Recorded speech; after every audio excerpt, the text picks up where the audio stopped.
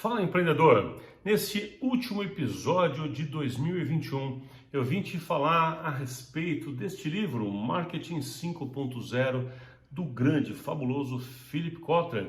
Esse livro foi recém-publicado e acabou de sair em português, né? Então, chegou agora em português, eu já comprei de cara, já devorei e eu quero falar um pouquinho com você a respeito deste assunto. Então, espera só um pouquinho que eu venho aqui te contar para você se deliciar com coisas de Marketing 5.0 de Philip Kotler.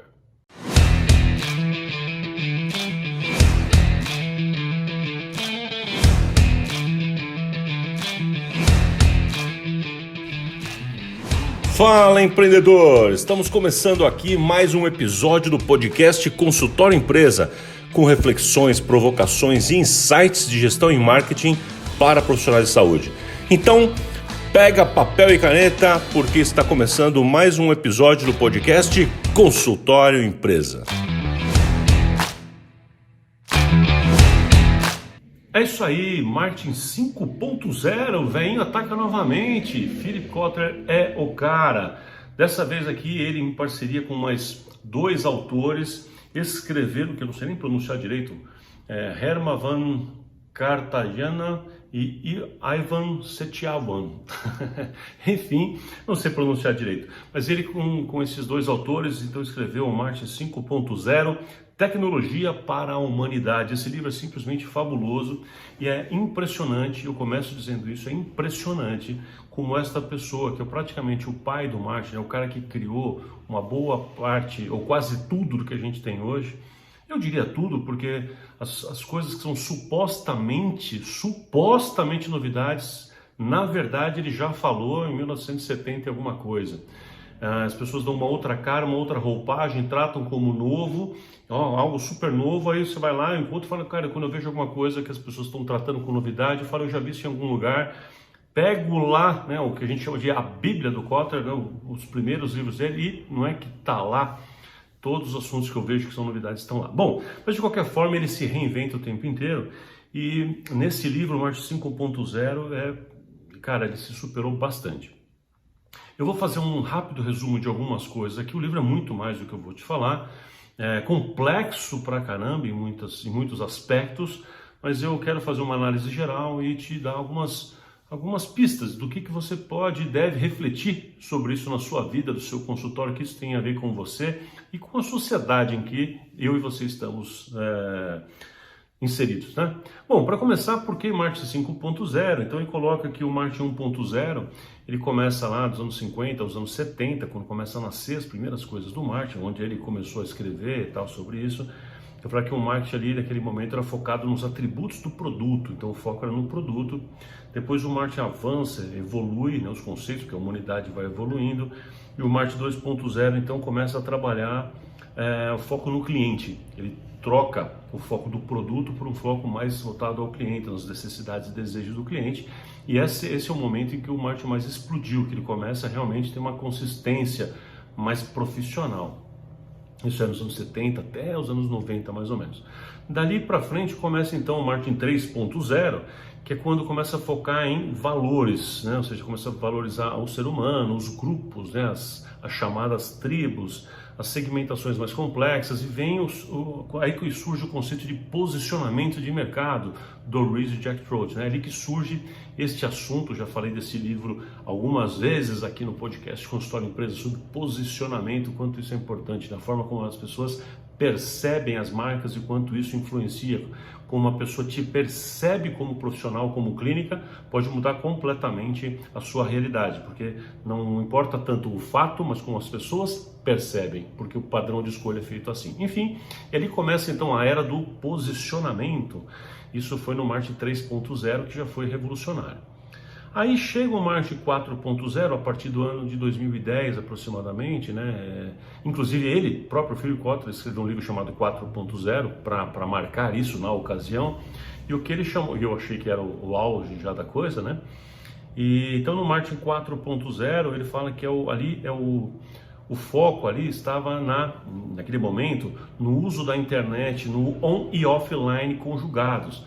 E ali eu cheguei a assistir aulas presenciais, inclusive com o Philip Kotler aqui no Brasil, onde ele falava exatamente dessa conjugação do on e do offline, que ele dizia que era um equívoco, muita gente está achando que o marketing digital significava que era tudo só no digital, estavam esquecendo que na verdade o ser humano é online e offline, né? Nós estamos online, mas nós somos também offline, nós somos reais, e que o comportamento de compra era muito mais abrangente. Então o velhinho já enxergava isso faz tempo e ele alertava para isso. Então ele e o Regis Makina foram duas pessoas que trabalharam muito este assunto ali. Cheguei a vê-los naquele momento ao vivo até. Então, trabalhando essa economia digital, o uso das plataformas, tudo isso, que é o que a gente conhece hoje ali, né? É o que está acontecendo no chamado marketing digital. Então, ele apontou tudo isso dizendo, esse é o marketing 4.0, então vamos nos atentar para isso, porque o marketing mudou e tal, enfim. E agora ele vem com o marketing 5.0, dizendo que então, de 2020 para cá, pós-pandemia, isso acelerou, ele começa dizendo isso, e passamos a viver uma nova era no marketing. E essa nova era do marketing ele chama de tecnologia para a humanidade, tecnologia a favor da humanidade. E o marketing tem que se inserir num novo contexto. Então, o contexto desse livro, colegas, prestem atenção, o contexto desse livro é sobre inteligência artificial, machine learning, big data, internet das coisas, cloud computing, mobiles, chatbots, blockchain. Se você não sabe metade ou algumas das palavras que eu falei, então você está começando a ficar por fora da humanidade, né? Então nós estamos falando de Big Data, que são grandes bancos de dados fazendo grandes leituras e compilações e análises bem complexas, né? Bom, o que é isso? O algoritmo do Facebook, por exemplo, é um grande Big Data. Quando a gente fala em Machine Learning, é a capacidade que essas máquinas têm de aprender. Tem coisas fantásticas acontecendo no mundo com relação a isso. Nós temos também Cloud Computing, né, que é o processamento de dados sendo feito na nuvem, não tem mais um lugar físico onde isso acontece, isso é curiosíssimo, né? A internet das coisas é onde uma máquina conversa com outra máquina, a sua geladeira analisa as coisas e manda informação para o mercado, que manda informação para o entregador, e isso se chama internet das coisas, tudo automatizado. A temperatura manda informação para o ar-condicionado, que manda informação para a lareira, que manda informação para o seu carro ligar na hora, faz o café. Isso tudo interligado já é presente, já é real, cada vez mais real. Os chatbots, que é aquelas conversas que você tem com máquinas, né? Aquelas conversas que a gente tem com Magalu, por exemplo, que é uma inteligência artificial, mas os chatbots são esses bots, esses robôs de conversa, de chats, né?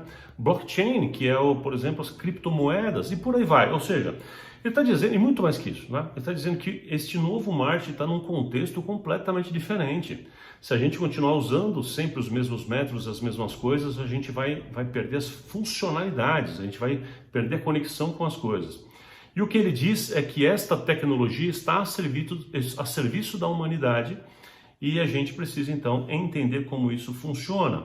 Ele coloca que isso está havendo uma simbiose homem-máquina e tudo que puder ser automatizado deverá ser, porque as pessoas querem, pedem. O novo desejo das pessoas é que as coisas sejam automatizadas, feitas de uma forma direta, simples, etc. Portanto, o marketing precisa gerar valor mais do que sempre precisou, mas agora mais do que nunca. Ele coloca uma questão importante para a gente contextualizar em termos de sociedade, que a gente vai viver, estamos já vivendo, né? Eu acho que nós já estamos vivendo, mas ele coloca então 3 grandes desafios. O primeiro desafio que ele está colocando, que ele coloca, é a lacuna de gerações. Bom, ele faz um comentário interessantíssimo, que é a primeira vez na história que há 5 gerações completamente diferentes na sua forma de pensar e dos seus valores pessoais, que convivem simultaneamente. 5 gerações convivendo. Neste momento nós temos as 5 gerações, que é a geração de Baby Boomers, a geração X, a geração Z, a geração Y e a geração Alpha, né? Então a gente tem aí desde as pessoas ali que viram praticamente a televisão surgir no mundo, né, os baby boomers e tal, e nós temos as pessoas, os millennials, e a gente tem agora a nova geração que absolutamente já não tem noção do que é uma vida sem o online, né? Que é a geração alfa, essa que está meio que nascendo agora. Ou seja, a gente tem 5 gerações convivendo, as 5 gerações com demandas diferentes, com interpretações de mundo diferentes, com leituras diferentes. E aí ele coloca então que o primeiro grande desafio do marketing é como lidar com 5 gerações ao mesmo tempo que pensam diferente. Era diferente nos anos 70, nos anos 80, onde bastava eu dominar a forma como a geração que eu estava vivendo naquele momento, ou no máximo 2 ali, entender o seu comportamento, as suas preferências, eu conseguia ali ter uma boa linguagem de marketing, uma linguagem de comunicação. Agora com 5 gerações, como é que a gente faz? Se eu tenho um produto altamente nichado para um destes grupos, se o meu serviço é absolutamente nichado, fica razoavelmente fácil ou menos difícil. Agora, para produtos que são produtos mais abertos, os produtos mais de consumo geral, como roupas, dependendo da roupa, se não for nichada, né, porque também pode ser, ou sei lá, algum produto alimentício, fica muito mais difícil a comunicação, porque se você acertar a linguagem para um público mais jovem, você vai errar a linguagem para os mais velhos e vai achar, essa linguagem vai ser cringe, vai ser estranha para essa geração mais nova, essa geração que está chegando agora. Enfim, essa dicotomia ou politomia, né, que está acontecendo, ele chama muita atenção, porque isso é um grande desafio e ele fala algumas sugestões de como lidar com isso, ok? Como dialogar, a grande questão é como dialogar com as diferentes gerações. Outro desafio que ele coloca é o desafio da polarização da prosperidade. Aí ele coloca que existe essa polarização, ou seja, tem uma duplicidade, 2 lados caminhando muito forte, tá? Então ele está dizendo que esses 2 lados estão caminhando muito forte. Ele menciona a questão também de comportamento político, direita e esquerda, sendo muito se enfatizando e ficando antagônicas, mas o principal ponto que ele coloca são na polarização, por exemplo, de empregos. O que ele coloca? Que existem empregos sendo hipervalorizados, então algumas questões ligadas, por exemplo, à inteligência artificial, a Big Data, Machine Learning, então, e empregos que são cada vez mais desvalorizados. Só que esse processo acontece de uma velocidade tão rápida que muitas vezes, aquele grupo ou aquela geração não consegue se adaptar para a mudança que acontece com relação a isso. E faz com que alguém que tinha um emprego, uma formação estável, deixa de ser estável, deixa de ser boa, deixa de ser valorizado em pouquíssimo tempo e vice-versa. Hoje em dia, por exemplo, está se valorizando muito algumas profissões, como por exemplo, profissões que a gente jamais tinha ouvido falar há algum tempo atrás, enquanto gerações, que é ser um influencer. Então nós falávamos dos formadores de opinião como pessoas que precisavam, que o marketing deveria alcançar. Agora essas pessoas se transformaram em essas pessoas, o que fazem se transformou numa profissão, elas vivem de serem influenciadores de terceiros, e os terceiros gostam e aceitam serem influenciados por essas pessoas. É um mundo completamente diferente. Isso só para citar uns dos tantos exemplos, né? Ou seja, há essa pluralidade, dicotomia aí que ele chama de polarização de empregos, polarização de ideologias, como eu já falei, da direita e esquerda, polarização de estilos de vida. Você tem um movimento minimalista de um lado e o extremo consumismo do outro. O mundo nunca foi tão consumista quanto está sendo agora, né? Nós estamos vivendo a era do descartável. As coisas têm um pequeno problema, são descartadas inteiras, né? Um computador inteiro, um sofá inteiro, as coisas inteiras são descartadas porque nem vale mais a pena consertar, a gente compra um novo. Então, o consumismo é profundo, nunca foi tão grande na humanidade, ele coloca dados a respeito disso, mas por outro lado o movimento minimalista, que é para ter o mínimo possível, para se desapegar das coisas também, está extremamente forte. E essas 2 ideologias, 2 vertentes conceituais se conflitam também, e isso extrapola gerações. Não é uma geração que está indo para um lado e outra geração para o outro, não. São conceitos que estão em todas as gerações ao mesmo tempo, e aí isso dificulta ainda mais as nossas compreensões e posições. O Kotler identifica também que dois mercados estão disparados, dois mercados dispararam, e ele coloca gráficos e números para isso. É o mercado do super luxo e o do low cost. Ou seja, o super luxo, sabe aquela coisa até exagerada de gastar dinheiro mesmo, né? Tô podendo, vou gastar dinheiro mesmo. Está convivendo, ampliando, junto com o low cost, que é aquele o mais barato possível, aquele esqueminha de fazer um negócio barato que vai se rodar e tal. Essas duas ideologias estão convivendo ao mesmo tempo, isso dando um certo bug na cabeça de todo mundo. Como fazer? Qual é o caminho que vai ficar melhor? Eu divulgo que eu sou extremamente diferenciado e altamente luxuoso, ou eu divulgo que eu sou barato para concorrer com o barato? Então, a bolha do barato, do low cost, é gigantesca e muita gente caminhando para super diferenciação no extremo luxo. É muito interessante este novo cenário, né? Então ele sempre coloca que a curva de Gauss predomina, né, no meio, naquelas pessoas que ficam lá absolutamente não posicionadas, e ele está dizendo que a grande tendência agora é que as duas pontas da curva de Gauss começam a aumentar muito forte. E o que isso vai acontecer? Não sabemos, nem ele sabe. Ele só falou, se atentem a isso, porque esse fenômeno está acontecendo. Bom, ele coloca também um problema sério de polarização que ele chama de exclusão digital, e talvez aqui seja um dos mais importantes para você e para mim. Todos são, né? Você está percebendo que tudo que eu estou falando aqui é importante. Mas a exclusão digital significa que algumas pessoas têm muito acesso a hardware e software, têm muito acesso à internet, têm acesso a computadores cada vez mais e melhores, internet mais rápida, etc. Só que uma quantidade gigantesca da população mundial não tem acesso algum.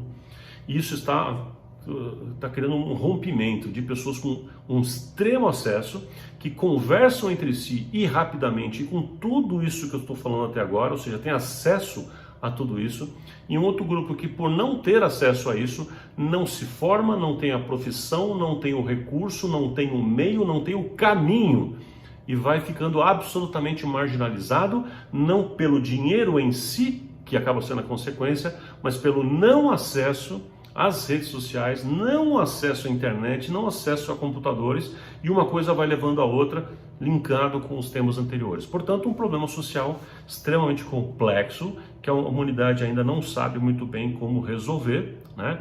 Então, gente que sabe usar, a gente vê, por exemplo, a sua avó toda hora te perguntando, talvez, não sei se é o caso, como é que faz isso, como é que faz aquilo, como é que liga aqui o computador, como é que faz aquilo. Talvez seja o seu caso, quem ainda não sabe mexer com Excel, por exemplo, e o seu neto, o seu filho domina tudo isso, domina a internet, e você está lá toda hora perguntando para o seu filho, para sua filha, como é que mexe no Instagram. Está acontecendo com você? Tá vendo? Tem tudo isso acontecendo ao mesmo tempo e cada vez mais separando as pessoas. Quem sabe mexer, quem não sabe mexer. Quem tem acesso, quem não tem acesso. Por exemplo, se você é um dentista e um médico e não está presente digitalmente, você não existe para uma boa parte da população já. Você não existe para a população. Olha, boa parte das gerações X, Y, Z não consideram que você existe. Principalmente a Y, a Z e agora a Alfa. Você não existe, porque se você não está lá, né? Então a gente tem vários casos disso. A minha filha, por exemplo, estava procurando ali um pediatra, estava procurando o seu obstetra, né? Porque ela estava grávida para ter antes do nascimento da minha netinha. E ela, várias vezes ela comentou que ela procurava alguma coisa e validava as indicações que tinha olhando para as redes sociais. E as pessoas que não tinham, que não estavam nas redes sociais, ela simplesmente ignorou. A gente acha estranho, mas é assim que funciona. Este comportamento é um comportamento vigente. Não estar presente é não existir. Se eu não existo, eu não tenho cliente, eu não gero valor para a sociedade, eu vou ficando com uma profissão, com um jeito de trabalhar menos valorizado, menos perceptivo, e vou cada vez caindo mais para trás. E não adianta eu querer compensar isso com uma nova técnica, um equipamento novo, um equipamento clínico, né, uma nova técnica, uma nova cirurgia, porque uma coisa não compensa a outra. A internet, as redes sociais são meios, são caminhos de comunicação, e não só de venda, de comunicação, de relacionamento, de existência. Então, o novo marketing precisa pensar nisso, você precisa pensar nisso e entender isso, que presença digital não é opção. Muito bem. Aí ele coloca 4 tipos de marketing, que eles chamam de marketing preditivo, que é aquele que a gente faz análises e aí deduz aonde precisa ir, né? Então ele coloca assim: pelos dados eu prevejo que meus clientes vão começar a comprar tal coisa. Ou seja, eu uso esse é um tipo de marketing que ele chama agora, né? Marketing preditivo, que é aquele que eu analiso com um banco de dados, eu analiso com dados gigantescos que a gente tem à disposição hoje, e faço previsão. A pessoa que faz isso e mais isso, então tem a tendência de comprar aquilo, tem a tendência de fazer tal coisa. O próximo procedimento que ele vai fazer é isso. Agora essa pessoa que tem tal questão, tal idade, tal comportamento, então vai fazer, entendeu? É isso, ele vai analisar, né? E isso é fundamental. Quem estiver ligado a tudo isso vai dar saltos importantes. Quem estiver completamente desconectado disso não vai saber o que está acontecendo nas tendências futuras e vai ficar para trás nesta corrida. Aí ele chamou de uma outra parte da espinha dorsal do marketing 5.0, que é o marketing contextual. O marketing contextual é assim, ó, é a atividade de, vou ler aqui o que ele falou, atividade de identificar e criar perfis automatizados, bem como fornecer ao cliente as interações personalizadas por meio da utilização de sensores e interfaces digitais no espaço físico. Que bicho é esse, né? Ou seja, é colocar o contexto físico, o contexto real, ligado a coisas no contexto de vida das pessoas, né? Então, por exemplo, eu usar um sensor de pressão, um sensor de glicemia, isso está linkado com o meu médico, está linkado com o hospital, que pode estar linkado com a compra de medicamento, para saber se, por exemplo, a minha glicemia começou a se alterar. Eu recebo uma informação no meu smartphone me dizendo alguma coisa, essa informação vai para o meu médico, ou vai para um grupo que cuida de mim, e essa pessoa vai entrar em contato, ou talvez um robô, ou talvez uma inteligência artificial, para alertar: olha, Plínio, você está com uma coisa assim, você precisa fazer tal coisa, come isso, come aquilo, não come, faz tal coisa, descansa, toma tal medicamento para poder controlar. Então, o marketing contextual é entender, eu já estou fazendo uma aplicação em saúde para a gente, ou pelo menos em parte, ele diz que nós precisamos contextualizar as ações de marketing com o online e o offline, indo além do marketing 4.0 num contexto de vida, entendendo que as coisas hoje se misturam. Machine Learning, a internet das coisas e por aí vai, tá? Então aí tem muita coisa, só aí, cara, daria um outro podcast e quem sabe eu faço isso então agora no ano que vem. Aí ele fala do marketing aumentado, que ele chama de Augmented Marketing, que é o uso da tecnologia para melhorar a produtividade dos próprios profissionais de marketing com ferramentas digitais que imitam humanos, como chatbots e assistentes virtuais. Aqui é a inteligência artificial que responde para os clientes, aprende com as próprias respostas, aprende, né, com essa inteligência artificial, aprende, vai respondendo os clientes e gerando informação, feedback para profissionais de marketing entenderem como melhorar a experiência do cliente. E aí ele gasta um bom tempo falando da nova experiência do cliente, que não cabe aqui eu explicar tanto para você, mas ele fala que o nosso cliente tem cada vez mais sedento de experiências e não de coisas. Então a pessoa quer o resultado pela transformação que gera, e as pessoas querem que este resultado, essa transformação maravilhosa, aconteça com uma experiência memorável, capaz de eu falar para os outros. Se tudo isso for morno, dançou, você não será falado. Ou seja, o novo marketing precisa de um contexto muito mais complexo. E isso ele chamou de então de marketing aumentado. E por fim, ele falou que existe agora o marketing ágil. E o que é o marketing ágil? Bom, o marketing ágil é aquele que vai além disso. Ele diz assim, ó, que se estrutura a partir da concepção de metodologia ágil, que é a construção de equipes descentralizadas e multifuncionais para conceituar, projetar, desenvolver e validar produtos e campanhas de marketing. Bom, o que esse monte de coisa quer dizer? Quer dizer que agora é tudo junto. Tá? Então ele está dizendo que esse formato agora é uma contextualização de mercado, entender como o mercado funciona, entender as tendências, trazer as informações para dentro, observar comportamentos, usar o on e o offline como um contexto único e não mais como dois que se completam, mas como uma coisa só. Isso não é mais separável, isso que ele coloca aqui nesse contexto. E ele diz isso que agora as empresas têm que buscar inovação contínua, não tem mais como, inovação é contínua, e aí de quem não se inovar, de quem não se reinventar, ele fala que isso vai ficar completamente fora e tem que trabalhar, ele usa a seguinte expressão: performance e branding agora caminham juntos. Performance, ou seja, resultado, e branding, que é marca, caminham juntos. Então, performance de marketing significa resultado, significa venda, significa gerar aquilo que eu me proponho a fazer com as minhas ações de marketing, né? Então ele fala que esse resultado caminha junto com o branding, ou seja, caminha com a marca.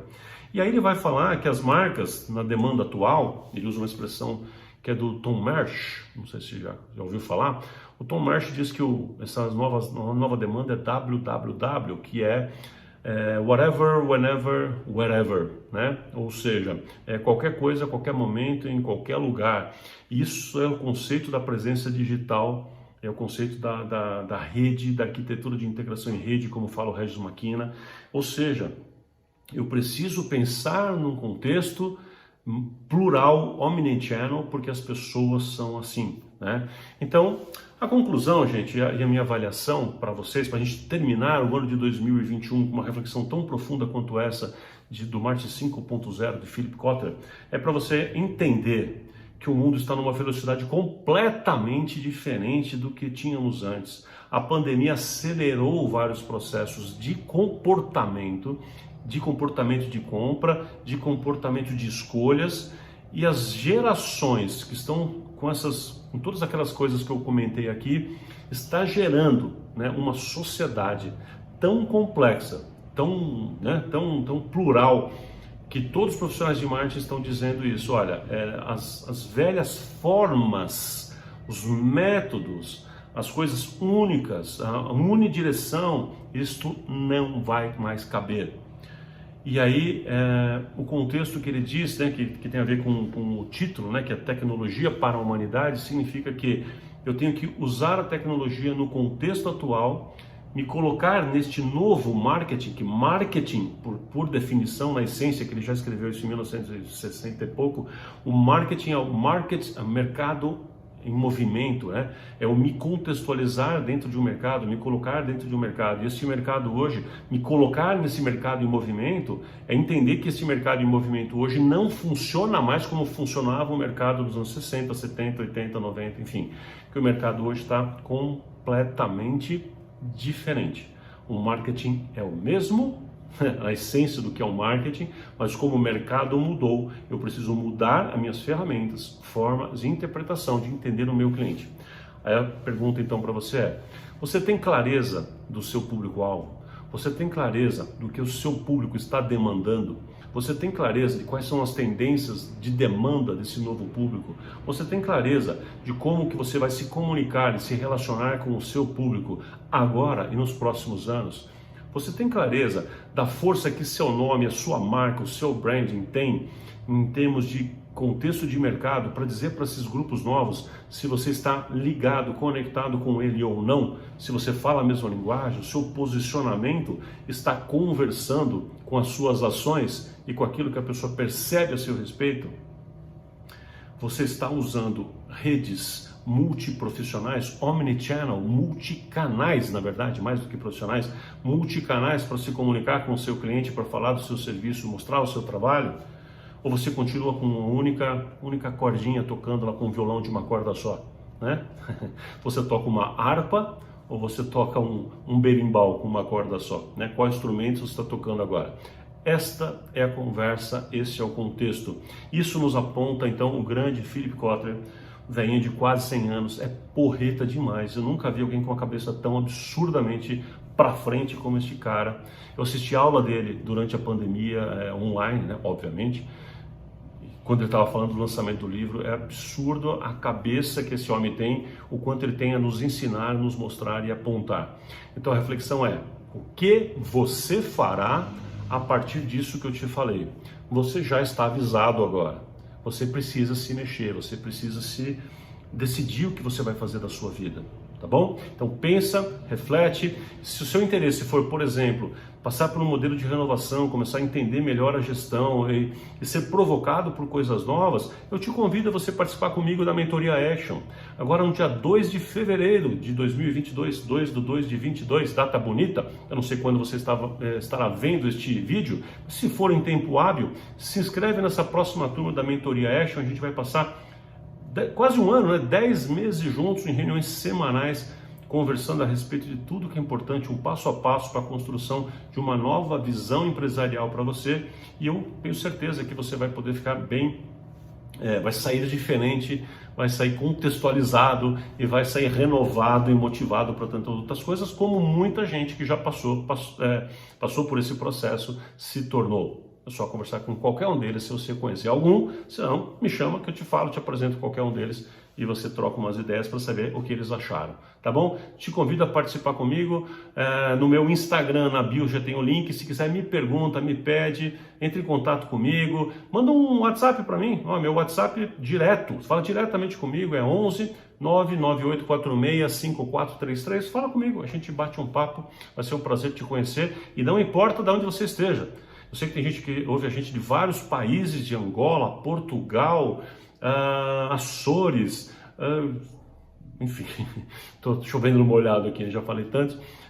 Vários lugares do país aqui da América do Sul que ouve a gente, então não importa onde você está, porque a Mentoria Action é totalmente online. Beleza? Enfim, entre em contato e a gente conversa. Eu espero ter te provocado o suficiente com este episódio, mas não só com esse episódio, com tudo o que a gente conversou neste ano e nos anos que passaram, mas principalmente neste ano, com tantos desafios que vivemos, né? Que eu possa ter te provocado, através do podcast Consultório Empresa, feito você ter uma nova forma de pensar e principalmente de agir. Ano que vem tem muito mais. Novo formato, cenário, coisas diferentes, conteúdo feito de uma outra forma. Eu tenho certeza que você vai curtir muito o que a gente está programando para o Consultório Empresa, para a filosofia, para o movimento Consultório Empresa em 2022 para frente. Continua me seguindo, continua na nossa relação bacana aqui e a gente vai se encontrar certamente o ano que vem para muita coisa legal que a gente vai fazer junto. Obrigado por sua companhia, por sua audiência. Você sabe, curte, comenta, compartilha e a gente está sempre aqui. Forte abraço e até mais.